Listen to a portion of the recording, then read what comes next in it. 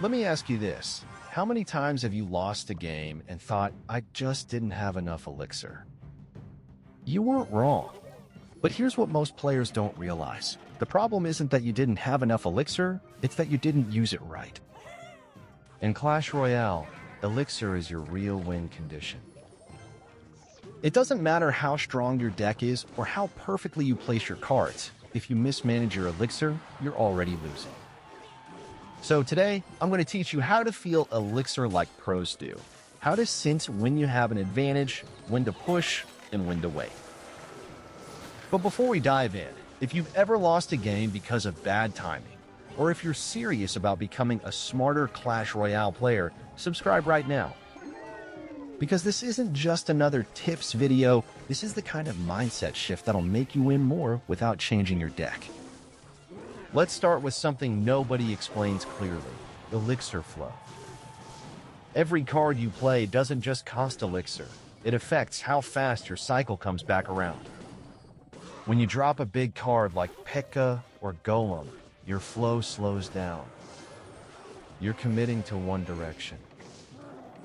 When you play small cards like Skeletons, Ice Spirit, or Fire Spirit, your flow accelerates. You're moving through your deck faster, forcing your opponent to react. Now, here's the key. Elixir flow decides who controls the rhythm of the match. If your opponent is constantly forcing you to defend before you're ready, they control the rhythm. If you're dictating the pace and making them react, you control it. That's the first layer of mastery. Not how much elixir you have, but who's controlling its flow. Next, let's talk about elixir advantage. You've probably heard that term before, but let's make it real. Elixir advantage isn't about counting every drop, although that helps. It's about understanding value. If your 3 elixir card kills their 5 elixir card, you just gain 2 elixir. That's advantage.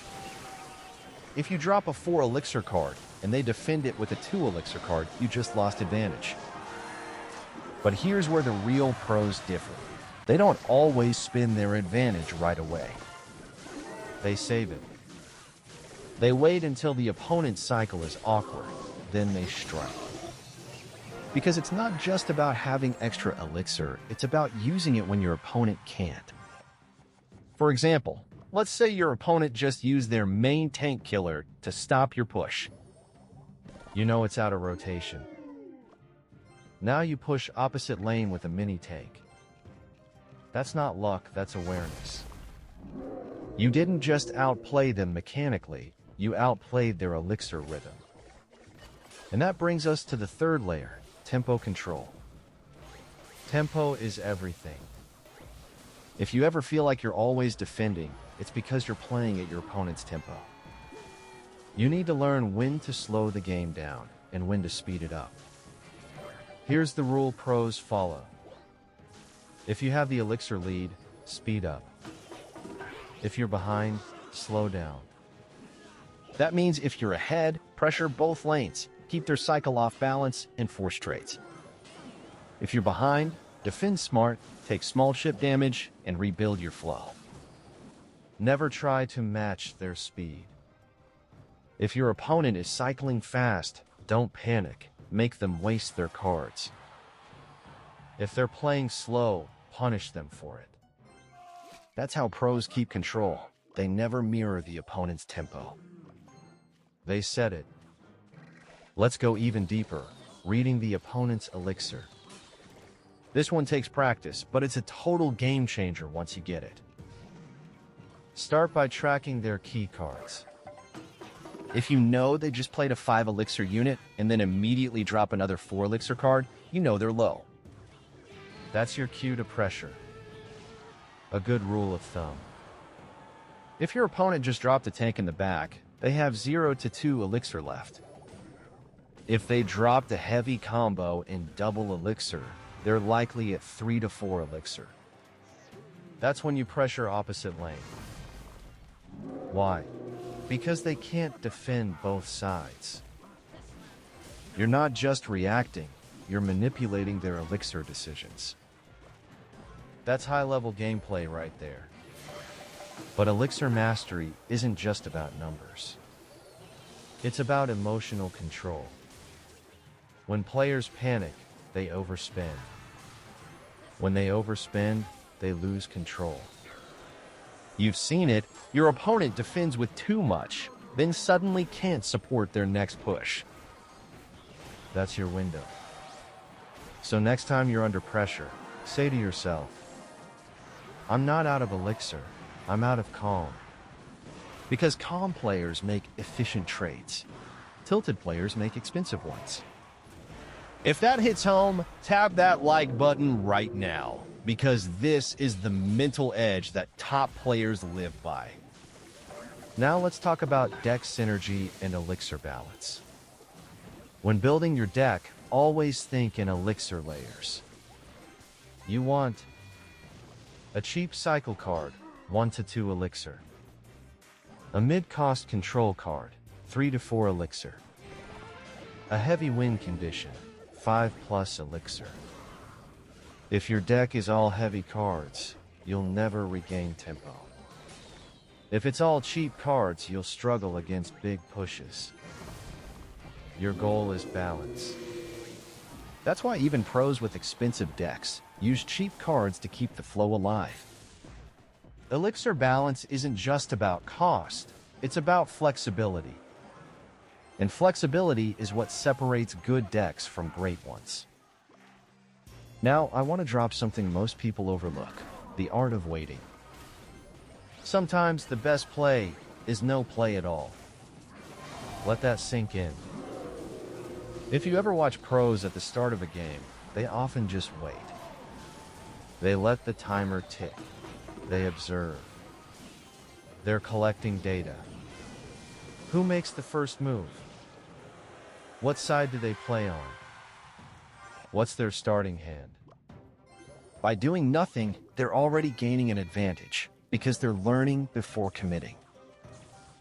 This patience is what 99% of players lack. Everyone's in a rush to attack, to start the action. But pros? They know the game starts before the first card drops. So next time you load into a match, take a breath. Wait those first 5 seconds. Watch. Because the more you understand your opponent's rhythm, the easier it'll be to break it later. Okay, here's a bonus concept that'll instantly make you smarter. Elixir traps. An elixir trap is when you bait your opponent into spending more than they should. Example, you drop a lone musketeer in the back. They panic and fireball it. Congratulations, you just got a free trade. Now you push the opposite lane with cards they can't defend anymore. You didn't just win the trade, you won control. That's the real secret. Control isn't about playing perfectly, it's about making your opponent play wrong. Every bad trade your opponent makes brings you one step closer to victory, and they don't even realize it. So let's wrap this up with something important. Elixir Mastery equals time mastery. Every match is a conversation between two players, but only one controls the pace. If you're always reacting, you're letting your opponent lead. But when you start predicting, manipulating, and conserving, you become the one steering the match. It's not about faster hands. It's about smarter timing. That's how pros seem like they always have elixir. It's not luck. It's flow. It's rhythm. It's control. If you made it this far, you're already better than 90% of Clash Royale players because you're learning how to think, not just how to tap cards. So here's your challenge. In your next 3 matches, don't think about winning. Think about controlling elixir. Track it, feel it, play around it. And then come back here and tell me how much smoother your games felt. If this helped, hit the like button and subscribe if you want to stop being average and start playing like the pros. Because I'm dropping new videos every day to help you think, react, and climb like a champion. This is your moment. Take control of your elixir, and you'll take control of every match. You got this. Let's dominate together.